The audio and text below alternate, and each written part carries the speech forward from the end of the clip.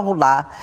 اليوم بالقصر الملكي بالرباط اجتماع عمل خصص لتفعيل البرنامج الاستعجالي لإعادة إيواء المتضررين والتكفل بالفئات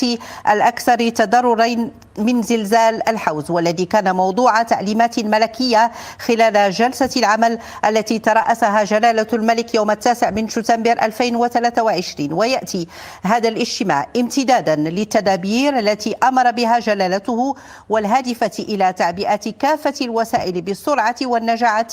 اللازمتين من أجل تقديم المساعدة للأسر والمواطنين المتضررين، خصوصا من أجل تنفيذ التدابير المتعلقة بإعادة التأهيل والبناء في المناطق المتضررة من هذه الكارثة الطبيعية ذات الآثار غير المسبوقة في أقرب الآجال. وتهم هذه النسخة الأولى من برنامج إعادة الإيواء التي تم تقديمها بين يدي جلالة الملك، والتي تم إعدادها من قبل اللجنة الوزارية التي